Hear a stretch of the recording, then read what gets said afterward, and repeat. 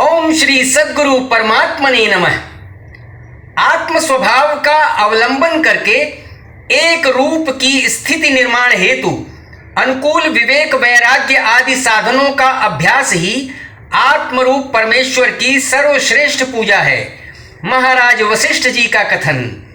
हे श्री रामचंद्र जी, पूर्ण विवेक रूप उपहार से पूजन साधन प्रारब्ध प्राप्त अर्थों के द्वारा बोध हेतु बुद्धिपूर्वक आत्म स्वभाव रूप परमेश्वर की पूजा कीजिए। विवेक से पूजित स्वात्मभूत परमात्मा तुरंत ही पूजा करने वाले को निरतिशय आनंद रूप प्रदान करता है। इस पूजा में रुद्र उपेंद्र आदि की पूजा तो जीर्ण शीर्ण तिनके के टुकड़े के सदृश भारहीन हो जाती है। विचार शम और सत्संग रूपी बलिदानी पुष्पों से पूजित हुआ परमेश्वर शीघ्र मोक्ष फल प्रदान करता है। हे साधो, यह स्वात्मा ही परमेश्वर है।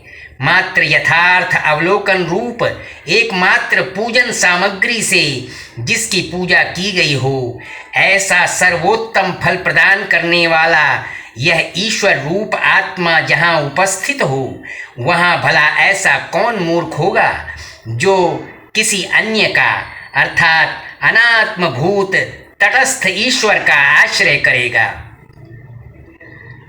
पूजन द्वारा प्रसन्न हुआ तटस्थ ईश्वर तो इस जीव की शस्त्र सर्प अग्नि आदि से भली भांति रक्षा कर सकता है, परंतु कूटस्थ आत्मा भला क्या कर सकता है? इस आशंका पर महाराज वशिष्ठ जी का कथन।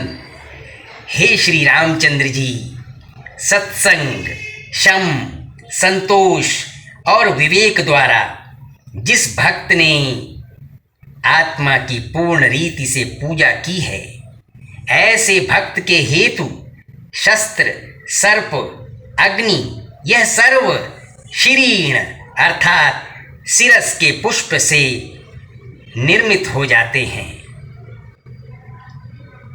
अविवेकियों द्वारा किए गए देवता पूजन आदि सत्कर्मों में अपराध होने में अवश्य संभावना है। ऐसी स्थिति में वे निष्फल या अनर्थ देने वाले हो जाते हैं। द्वितीय वार्ता यह है कि उन कर्मों में देश काल पात्र द्रव्य कर्ता आदि की विशुद्धि तथा उनके परिज्ञान श्रद्धा भक्ति शांति आदि की यदि आवश्यकता पड़ जाती है तो सर्वविध क्लेशों से रहित महाफल वाले आत्मदर्शन में ही उनका उपयोग क्यों न किया जाए। महाराज वशिष्ठ जी का कथन। हे श्री रामचंद्र जी, जिनको देश काल पात्र आदि का विवेक नहीं है, ऐसे दुरात्माओं द्वारा अत्यधिक किए गए देव पूजन तप तीर्थाटन दान आदि समस्त तत्व शून्य होने के कारण भस्मीभूत हो जाते हैं। अतः यदि यह समस्त विवेक से सफल किए जाएं तो अपने अंतःकरण में विवेक की ही स्पष्ट रूप से साधना क्यों नहीं की जाए।